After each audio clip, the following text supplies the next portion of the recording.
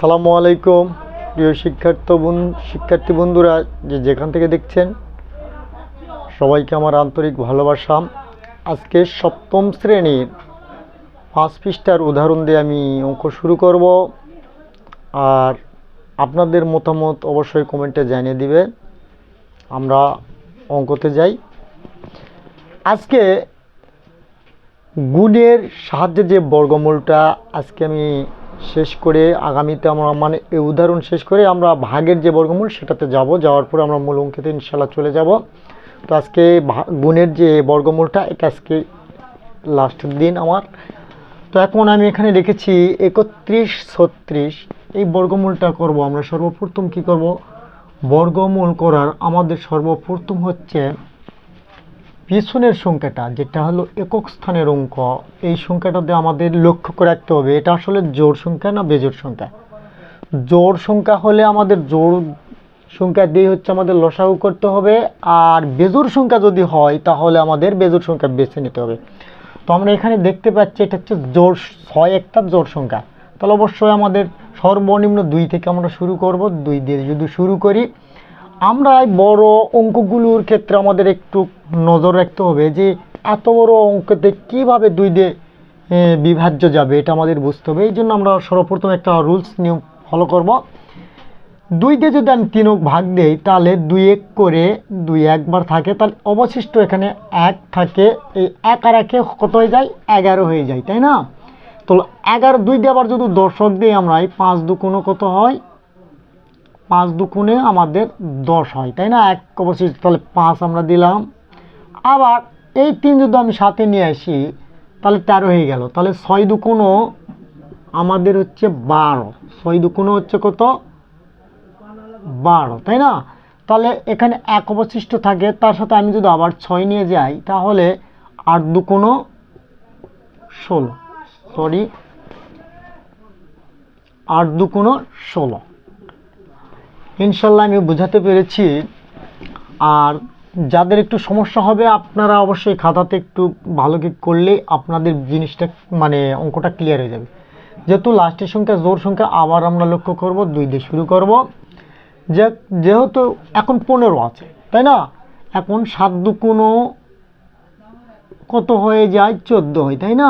7 দুগুণে 14, তাহলে আমরা কতবার নিয়েছিলাম, 7 বার। তাহলে এখানে অবশিষ্ট 1 থাকে।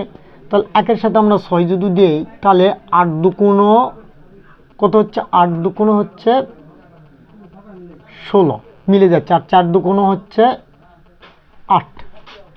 আমরা এভাবে করলেই অটোমেটিকলি আমাদের অঙ্কটা সহজ হয়ে যাবে। এখন আবার জোড় সংখ্যা, তাহলে আমরা এখানে কি করতে পারি, 2 দিয়ে যদি দেই তাহলে 3 দুগুণে 6, তাই না? এখানে 1 অবশিষ্ট থাকে, 1-এর সাথে যদি আমরা 8 নেই তাহলে 18 হচ্ছে 9, তাই না? আবার 4 থাকে, 2 দুগুণে 4-এর তো এমনিতেই হয়ে যাচ্ছে। আবার আমরা লক্ষ্য করি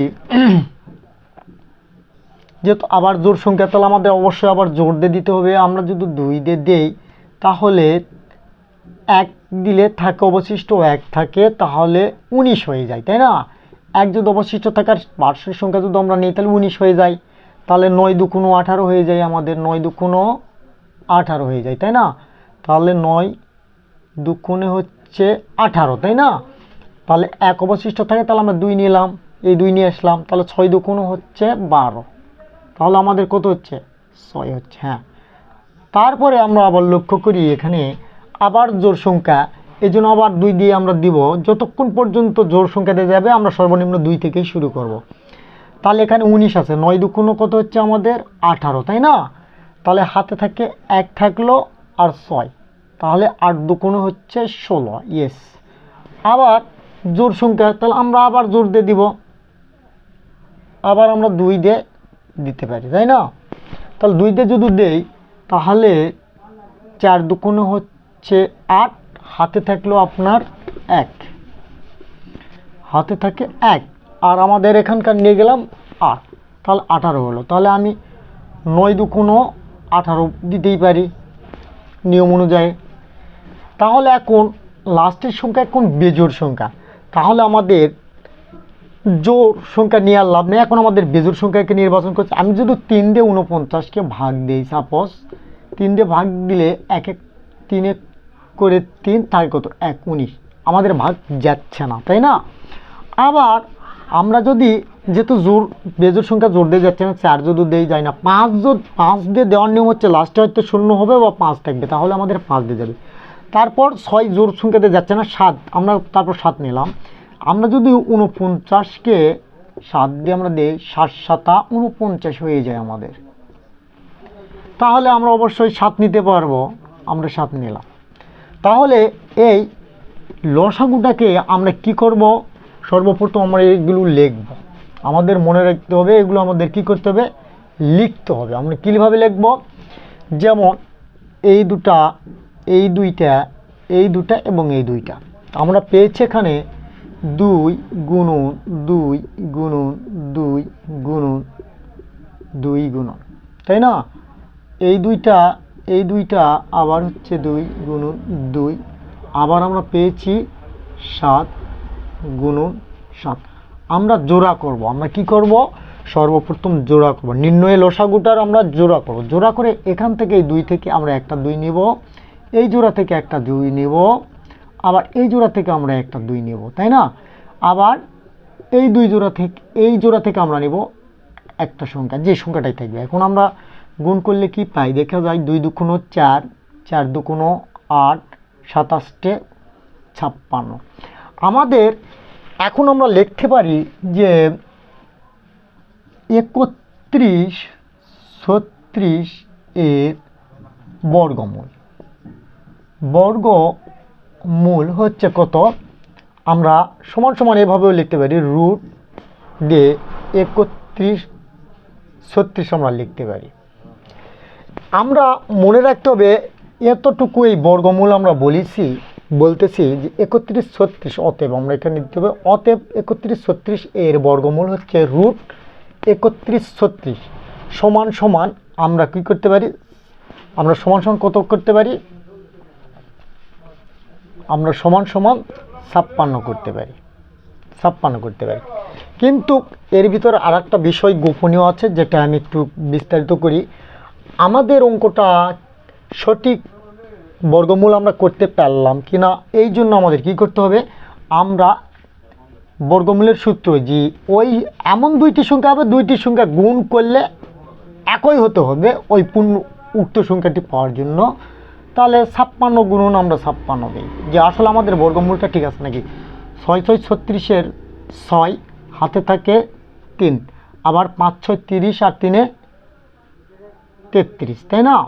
আবার 1 গুণন কাটা, আবার 5 6 30-এর 0 হাতে থাকে 3, তাই না? 5 5 25 আর হচ্ছে 3 28, 2 28। তাহলে আমরা 6 3 8 3 11, 1 হাত থেকে 31 36, তাহলে আমাদের 100% মিলে গেছে, তাই না?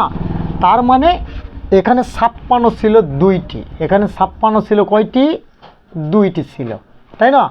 এখন বীজগণিতের ক্ষেত্রে যেহেতু আমাদের বর্গ তৈরি করতে হবে, আমরা বর্গমূল তৈরি করতে, এটারে যদি আমরা বর্গমূল করতে যাই, অতএব আমরা এই রুটটা যদি ব্যবহার করি, হচ্ছে এই দুটা থেকে আমরা কি নিতে পারি, আমাদের লক্ষ্য রাখতে হবে যে 56-র উপর স্কোয়ার, মানে দুটা থেকে আমরা একটা করে নেব। তাহলে এখন যদি এখানে আমি 56 যদি দেই, এই স্কোয়ার যদি থেকে, তাহলে আমরা কি করতে পারি, এই বর্গ আর রুটে কাটা যায়, বর্গ আর রুটে কাটা গেলে কি হয়ে যায়, 56 থাকে। এটা আসলে ভিতরে অঙ্কের ভিতরে আমরা 7 8-এর অঙ্কতে যখন যাব তখন আমরা এই জিনিসটাকে দেখতে পাবো বা উপলব্ধি করতে পারবো। আমি আশা রাখি মনে হয় আপনাদের বোঝাতে পেরেছি।